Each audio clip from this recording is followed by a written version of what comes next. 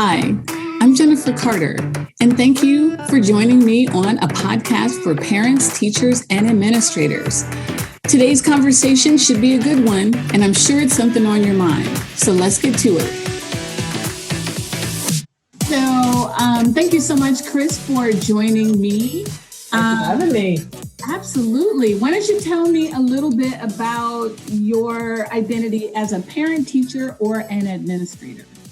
Well, I'm neither an administrator or teacher, so that just leaves the parents. I'm the parent of two kids, a 6-year-old and an 8-year-old. Yeah, I think they're my qualifications. Yeah, that makes you a parent for sure. I think so. So tell me a little bit about the project that you're working on and connecting people to the African diaspora. Oh, okay. So I have a newsletter called Decipher, and it's basically, we live and we laugh and we celebrate, but ultimately that's really about looking at the world through my lens, which is the African, Ghanaian, British lens. And I came to that ultimately because I'm a journalist by trade. I play with words, either the written word or the spoken word. And I have been in this business for years, and I've written about the African diaspora. I've written about what it means to be a child of immigrants living in the West, be it the United States or the UK. And I've really explored that and really tried to figure out what that means, partly because that is my own experience. And it's the reason why I got into journalism in the first place, because I found that my experience wasn't necessarily one that was shared around the world when I was growing up in the 90s and in the aughts. So it kind of took a natural turn where I started wanting to give voice to that experience. And then that kind of developed into there's so much richness there, not just because I'm biased, but in the sense that there's so much to be said, so much that we can share, and so much that kind of helps us understand how our community and our society, be it in the UK or in the United States, works. And the reason why I talk about the UK and the United States is because obviously you can hear I have a British accent, but I lived in Barbados for a while. And so I have this real understanding of how the people of the diaspora are connected, how we're different, the tensions that exist, and all those things fascinate me. Mm. So it's interesting. This morning we did a live stream with Katula by Africana. Mm-hmm. And we had a little bit of a conversation about just this thing, about the importance of teaching, especially children, about their connection to the African diaspora. Mm-hmm. What do you think is the value of having kids connect? I think it's critical. I think it's critical when you have Black kids and you have kids of color, when your kids are not white in particular, or when your children are of the quote unquote minority. I think it's important that we understand what our contributions are and where we come from, because when you're in a school system, you're not taught about those things. You're not taught about the things that your people do. You're not taught about those values. And so rather than seeing yourselves in terms of Black or white, which is also valuable, that's also valid because that's what we are. Really, I think when you start talking about culture, you're really delving into the essence of who you are, right? Especially when people are trying to tell you who you are. If you don't know who you are, there's no comeback for you, or there's no grounding, there's no depth. And so when I was growing up, I'm Ghanaian, my family is from Ghana. I knew I was Black, although there's a story where I used to drive my dad nuts, where he'd say, "You're Black," and I said, "I'm brown. Look at my skin, I'm brown." But that's also 3-year-old logic. Mixing words. Right. But 3-year-old logic is like, you're trying to teach me colors. This is brown. What are you talking about? But at the same time, I very much understood that I was a Ghanaian girl. It wasn't just because of my parents. I think it was a result of growing up in the UK, where you're very much outed and you're not seen as, you are othered, I should say. But that never felt like a bad thing to me, because I understood that my family was from Ghana, and as Ghanaians, we do certain things. And not all of those things I liked, not all of those things I was comfortable with, but the one thing that I knew was that I was from a place. I was Ghana. I wasn't just a skin color. Like, it gave meaning to my skin color. You know what I'm saying? And so I think when the world is just telling you, well, you are the sum of your skin, my question is, well, what is that? What does that mean? You know, and I think that applies to African Americans. I think that applies to anyone who is melanated or not. You have to understand where you are from. And I think it's valuable for white kids to know that too about themselves, because if you're English or you know, you have German roots, and I know it's slightly complicated, a little more complicated in the United States, because everybody came from somewhere else unless they were from the First Nations. You understanding who you are and the people that you come from changes the game. And so if you're a Black child or a child of color, that sets you up, because it gives you a level of confidence that I don't think you could otherwise have. And I'm speaking from experience, because my sister was raised in Ghana for the first 8 years of her life, and I was not. And I always see how she has there's a level of groundedness that she has had, and to a large degree still has, because she's kind of taught me and coached me through that, where she was not, like, if someone called her a name, she literally would say, these words would come out of her mouth, and who are you to tell me that? And I just remember growing up and being, that's so amazing that you could do that. Mm-hmm. And so as far as I was concerned then, and I still am concerned now, when you know that, and you don't have to know everything, just enough, mm-hmm. to me, it changes the game. It changes the game. Well, I mean, I think it's interesting because when we talk about diversity, and we talk about inclusion, I don't necessarily know if people realize, in order for something to be diverse, there has to be some knowledge of what makes you diverse. Right. And that's for everybody. You know, we do at Oak Tree, we do Community Day, or we do Community Day, but we also celebrate. Once we examine our community, we examine our diversity within that community, because we have all different kinds of people. And, you know, knowing about where you come from is important, because, again, it helps you understand, when we talk about diversity, this is what my culture is versus your culture. Here are the ways that it overlaps, and here are the ways that it's different.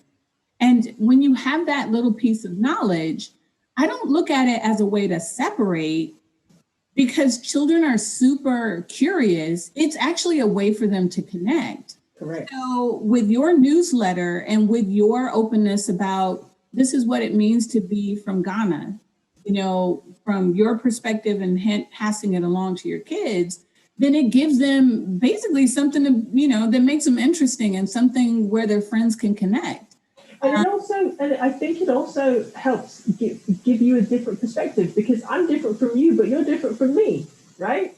You know, I remember like going to school, and we'd have to do, this is going to make you fall out, we had to do country dancing. You know that maypole dancing? Girl, listen, it was England in the 80s. Wait a minute, do that country western or maypole? No, maypole dancing. So the whole thing, and I'd be like, what is this mess? And I'd tell my parents, and my parents would fall out, because they'd be like, these English people. And I'm like, what are we doing this thing for? But they would do that at school. And so I'd go to school where... Wait, why would they do that? You can't move through the story without telling us, oh. I don't know. PE, who knows? Cultural, I don't know. That's why you got to spend time so that you can understand the origins of stuff. That's what I'm saying. No, I'm saying, and remember, this is a school where they had African kids, they had Indian kids, they had Spanish kids who Spanish was their first language, and you teach us all maypole dancing, and we'd be like, all right, well, you know, it's a free lesson. You don't really get to do much apart from dance around and see who's going to pick you. But it's just in this conversation, as I'm thinking about it, I was like, yeah, I just remember being confused by the whole thing, right? And then coming home, my parents were like, these people, they're so funny. But then I'm going to school, and, you know, I was dealing with what all Black kids go through, which is the idea that you are othered and exoticized. You know, your food smells different, your hair is different. You know, every week, oh, your hair looks nice. You know, and so, but again, by being rooted in that, and by being in a family where they go, those people are different, huh? I just really got a sense of I was in between those two worlds, and that's the thing. You know, I'm Ghanaian, but I was born in the UK. So when I go to the Ghana, I'm the English cousin. I'm the Bruni, right? So, and for a long time, I had a lot of trouble with that, but I understand that. I wasn't raised there. There are so many things about that experience that are foreign to me. But at the same time, there's a lot about the Ghanaian experience that roots me and feels so familiar. And so I will also surprise them when I talk to them, and they're like, "Oh, you do know that." I'm like, well, why wouldn't I? You know. So it's complicated and it's not. It's just, to me, it's fascinating as a journalist. It's life affirming as a human being, and I'm a curious person, and as somebody who comes from different parts of the world, because it also took me a while to embrace this idea of being British, even though I was born in the UK. I kind of see it as a superpower, which is, again, is what the cipher is about. And, you know, the work that I do when I'm writing for British Vogue, these are the things that I explore. So I should also add that I'm a writer and a podcaster as well. And through my podcast and through the work that I do with The Independent and the op-eds that I write for magazines, that's the lens that I look at the world through, and these are the ideas that I explore. Now, how do you then teach that for your children? Because now they have identity layered on top of identity. So they're British and Ghanaian and American, and God help us, Californian. Listen. I'm from Cleveland, and I mean, that is my identity. You know, right. I'm a brown, you know, Buckeye through and through till I die. So then you add that other layer of what it means to be a Californian. So how do you help them navigate that and make those connections so that you explore what they are here, but you explore what that means and how it connects to something else? I mean, I became very aware really quickly when I was pregnant with my daughter, who is my eldest child, obviously, about how I was going to connect them, because they're removed. They are several steps removed, right? And it was really important for me that they understood who they were, because they're also mixed, right? And so what does that look like if one parent comes from the dominant culture, so to speak, right? But the culture that you are at home, which is quite predominantly African, actually, a lot of the things that we do, how does that work? So I started just by giving her a Ghanaian name, giving her a name that meant meaning to me and to us. And I talked to my husband about it. And, you know, that conversation wasn't as awkward as I thought it might be, which says everything about my choices. Hey, what can I say? Like, you marry someone who fits. And I was very, very, when I was faced with that choice, I was very deliberate about how I navigate that, right? Because you want the person to have the same values as you. Be supported. Right. And so I named my daughter, I gave her a Ghanaian name. And I was very purposeful in doing that because I wanted her to have a relationship at the very basic level with that. I have a Ghanaian name, I have a day name, it's Ama. And my last name is Nsiah. And I understood very quickly that not only did it make it different, but I constantly had to spell my name, and I constantly had to explain what that name was. And I realized if I put my children in that position, just by saying it all the time, you start connecting to it, because you have to tell them what the name means. And then once you tell them what the name means, even though it's annoying, you kind of have to know why. And then as you get older, you're like, oh, that does have meaning. And so then all of a sudden, well, what happens if you have 7-day names and you have two girls that are born on the same day? You have to learn what the convention is. So all of a sudden, it's the gateway drug, right? It's a gateway culture. Yeah, it's a gateway culture. I am in this very intentional way challenging you to start asking questions so you can learn about yourself. And, yes, I got books. I got books that featured Black and brown kids. I got books that featured families that look like ours, because it's important for all of us to see us, not just, outside of the house. And that's important, but at the same time, I was also very deliberate about what those books were about. I wasn't interested in being like, hey, I love me because I have brown skin. We don't need that. We know that already. Got it.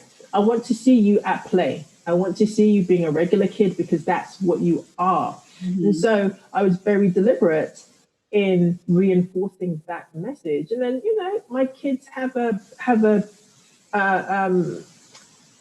they have an extended family of aunties who aren't related to them by blood, but ultimately uncles and aunties, because you know how we do, who reinforce that. And those people are the full spectrum of Blackness. Right? Some of them are from Africa. Some of them have a white parent. Some of them have an Indian parent, right? So they get to see themselves in these spaces, because I very, very much understood, being a child who grew up in that space, that if you don't have that rooting, the outside world takes over real quickly, and you start to be what the world wants to accuse you of being, which is lost. Hey there. If you've gotten this far into the episode, chances are that you really like what you're listening. I'm going to ask you to press pause and share this particular episode with 5 people that you think would really enjoy listening to it. I'm also going to ask that you subscribe to our podcast so that you don't miss an episode. Thank you so much for listening, and now let's get back to the conversation. But isn't that like the ultimate mom move? Where you name your kid, and then you're like, I know you're gonna have to explain this. Yeah, and I said it to her. I said it to her too, but she was just like, "What?" And I was just like, "You gonna see?" Yeah, let's go over your lines, because you're gonna say this a lot. But that's really good, because I mean, and again, that's like moms looking out for their little ones, because you know what she's gonna face, As you say, she has a white father, Black mother, they're foreign, she's foreign, and I use that word foreign on purpose, because they are. Yeah. Some people, like, I really feel like people have bastardized the word foreign to make it into a pejorative, but I don't at all think it's a pejorative. It just means you're not from here. But again, that's why you study foreign languages, because they're interesting, and they enrich your culture. So her name is a constant reminder of that. It's that reinforcement that this is something worth learning, Right. Like, you don't have just a regular name that mom and dad made up. You're going to learn something, and it's valuable to people, not just to you to learn, but to also share with people. And I think, again, that's the value of connecting to that whole idea of the diaspora, because she wouldn't have that moment, those moments of teaching and sharing who she is, without having that connection in that way. And the older she gets, I mean, she's little, right? She's a little kid. Little kids, they kind of understand, but like, that's my realm now, right? I work with, preschoolers and young adolescents, people who are in elementary school. But by the time they get into grade 4, like the tail end of grade 3, definitely by 4, it's a done deal by 5. She's going to want to know who she is, because in social settings, that's going to be more and more important, Yep. Yep. Now, how do you then balance it so that, because I'm a firm believer in not exposing kids to too much of the heaviness of adulthood. Yes. Because, I mean, as an adult, I look around and survey the world, and I'm just like, I feel heavy and overwhelmed. So how do you introduce that without it feeling too political or too heavy, or like what kinds of things do you do or talk about? I mean, I'm lucky, because you speak about diaspora. I have family in the diaspora. So I call my cousin, for example, my younger cousin, who's much cooler, and he does work he works with NGOs, and he knows about, like the Ghanaian ecosystem, and she's very scientific minded. So, I reconnected with him properly a few years ago, as adult. And he's cool, he's hip, he's good looking. She's like, hey, and I'm like, you want to talk to your uncle? And at the start, she's like, yeah, all right, sure. And then she starts talking to him, and he's talking to her about the Harmatons, and he's just ripping because that's what he's in at the moment. And her face is just like, what? And I was like, I don't know, but I'm interested too. Keep asking the questions. Yeah, exactly. But I really made a point, and kudos to my cousin, Amos, shout out to you. He's amazing. Or Elikim. He understood what I was doing too, but he was just really excited about connecting with his niece. And so I said to him, hey, why don't you guys just have a conversation? But he was already there. He was already there at creating a relationship with her where she could ask him whatever she wanted. And so that was one way that we did it. Prior to that, I have family in the UK, they have grandparents, I have uncles and aunties. And so the way in which I try and reinforce that was really through family. Like grandparents and uncles and aunties, no disrespect to you all, but you can be doing the most. But, but we also... Your grandma, it's a wrap. I already told my son, I told both of them, I was like, listen.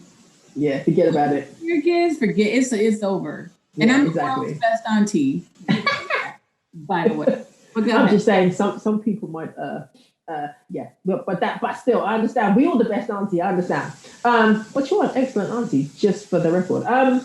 But my sister, my niece and nephew, they have a really, really strong relationship with their cousins, and so there are ways in which they get pulled into that. So I was relieved that there are ways in which I could start them there, because at the start of my parenting journey, I had that thought. I was like, well, I have to tell them all the things. And I was pregnant with my daughter when Trayvon was murdered. So already I was like, and we didn't know if it was going to be a boy or girl. And so we're having these conversations of, well, it doesn't matter, how adjacent to whiteness this kid is. We all know when he's Trayvon's age, it's a wrap, right?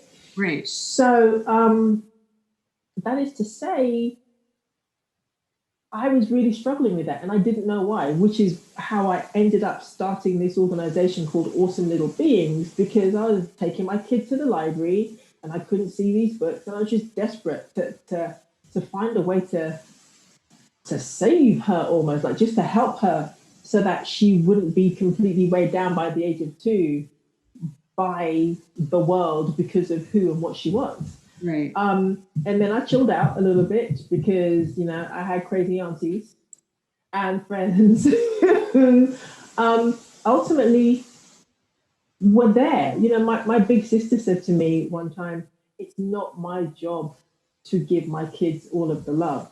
And I still say that all the time. And I ran with that. And I use that in every sense of the word, because yes, it's my job to love you, but it's your auntie's job to love you too. It's your dad's job to love you too. We all play a role. We're their team. And so I just learned to have faith and trust in the people in our community to help me do that. And sometimes I'll be a little uncomfortable with what's going on, but we're all curious people. And so we navigate the world and we explore the world and we learn new things. And my daughter asks me things all the time now. Some things I can't answer, but she there's a curiosity there that I'm really thankful she has. Whether that continues, I don't know. I have to learn to be okay with that, but I just think it's really important that my kid is surrounded by a community that loves her and respects her as an individual, as a Black girl, as a mixed girl, all of those things. I think that's how you do it. Yeah, because, if we validate all the things she is, then she doesn't have to worry about feeling like she's not enough. Correct. And I also want to say, not every child is perfect. Not like, not no one's perfect. And there are things about us that, we have to be mindful of, like where our confidence overlaps with someone. You have to be not, necessarily, I don't want to use the word careful, but I will say mindful. Yes. So it doesn't feel like you're plowing other people over and things like that. But, your idea of this village, all these people who love you, even within that, there's diversity. Yep. Because how I love her is different how you love her. It's different Right. how dad loves her. It's different than when she goes out into the world and like right now we have a mixed race vice president. That's a whole community of folks that she's going to be able to commiserate with in a way that you and I can't, because there's a whole village of people that are from, whose parents are first generation, or their first generation, their parents are from Africa. I had this conversation with our social media intern. She's her dad is from Nigeria, and she was like, I just kind of end up like I identify as Nigerian, but we were talking about it, and she was saying, but it's different, being from here. And I was like, so you're Nigerian American, which is like different. It's a whole other thing, yeah. It's a whole different thing. Yeah, being a Ghana Brit, as I call myself, is entirely different to being Ghanaian from home, right, or being a Ghanaian American, right. But I can tell you, if I see another Ghanaian on the street or we start talking, it's like we're family, because we understand that. And if we were born outside of the continent, that's ours. Are you sure we don't have the same parents? Because the experiences are so similar, and you just talk and you talk and you talk and you talk. And it goes beyond the jokes. It really becomes soul affirming, which is the reason why I created the cipher, right? Because I recognize that I have these wonderful conversations with people whose parents are from all parts of Africa, right? Or maybe they've lived most of their life outside of Africa. But this idea of having African parents and not living on the continent and navigating the United Kingdom or the United States specifically, but anywhere that's not the continent, as that person, is a really, really unique experience that sometimes you can't even put it into words. But at the same time, there's crossover with being the child of immigrants, because all children of immigrants have a particular experience where if I said something, I guarantee that person from, with Spanish parents is going to go, yep, I understand that. They get it, yeah. But likewise, as a Black woman in America, you and I can talk, and we have plenty of things in common, you know what I mean? So there's definitely crossover, but being the child of African immigrants, even the idea of how to identify yourself, right? I would say most of us I proudly claim myself as African, sometimes to the amusement of my elders. But I claim myself as African because that's the culture that I grew up in, and that's what I see the world in that lens. Now I understand it's a remixed version of that, but it still is what it is, and I wouldn't take it any other way, you know? I mean, and now as we get into Black History Month, I think that's why I wanted to have a conversation with you for the podcast, is because it's like we imagine like 100 strings, and we connect with all these people with our 100 strings, but we don't connect with the same 100 strings with every person, right? And I feel like that's what the podcast does, is it exposes and sort of reveals like, here's some strings that you're going to connect with, people who are listening. It's why I do what I do, because when we sit down and we talk, we realize which strings are connecting, and then we can talk about which ones are different. Like, oh, this is my experience. Oh, wait, this is how we do it, Yeah.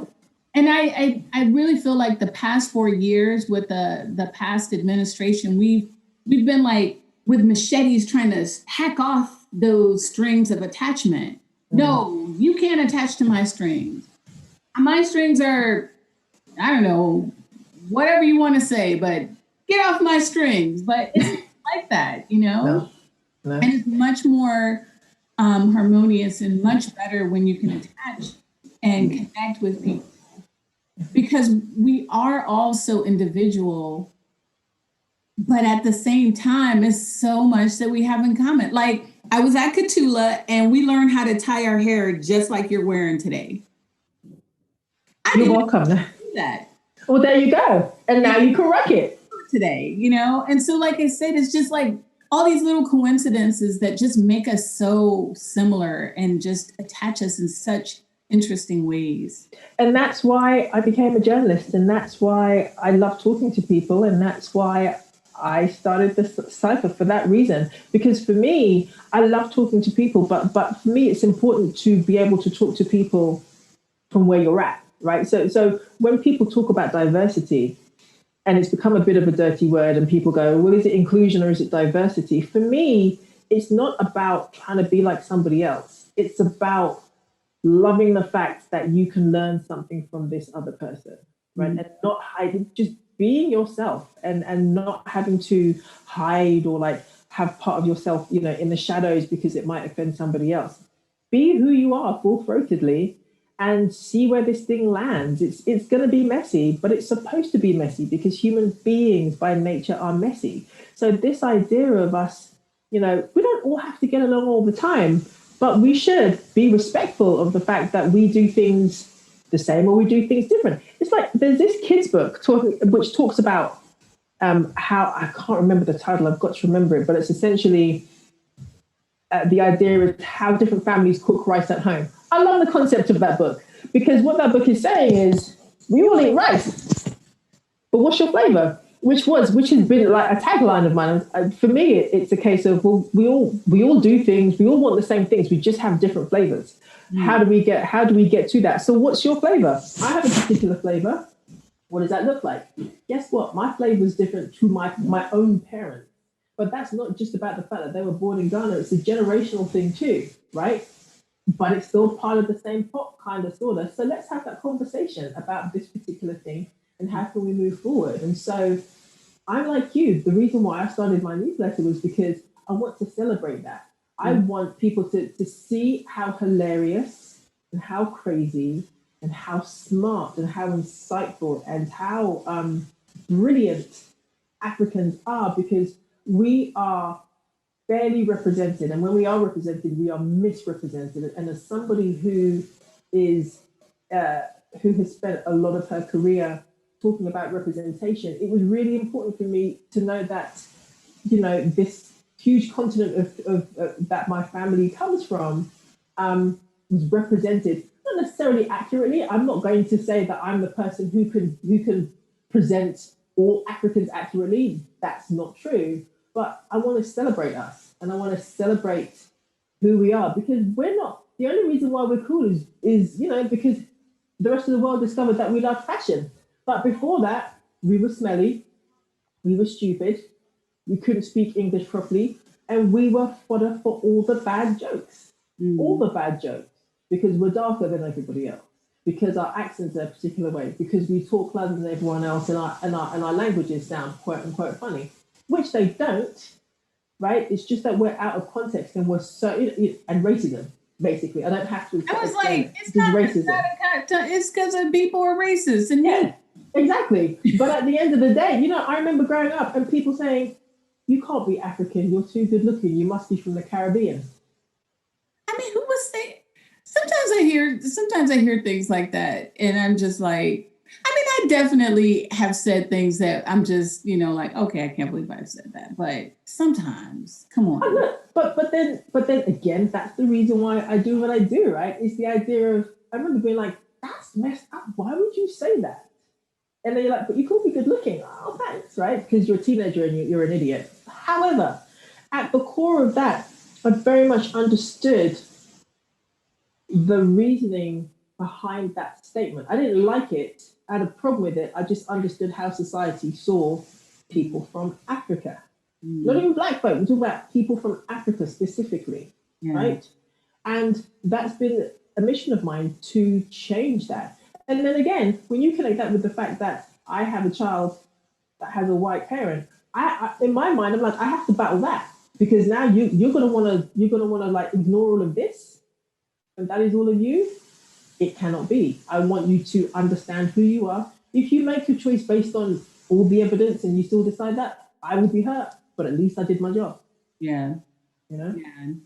Well, on that note, I try to make sure that I'm mindful of our time. Yes. And I just wanted to say thank you so much for talking to me, for joining me on Mrs.C's podcast.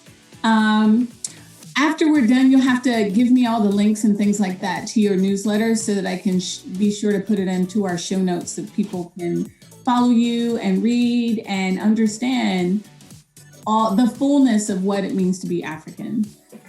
I love it. Thank you so much. And I really, really appreciate that you have invited me on. And I'm sad that the conversation is over already. No. So that's our conversation for today. I hope you found some information that was interesting or a perspective that you hadn't thought of. If you like what you heard, or even if you have some feedback, put a comment in our comment section. Be sure to like our page and make sure that you subscribe so that you can hear when the next video comes out. Thanks so much again for joining us.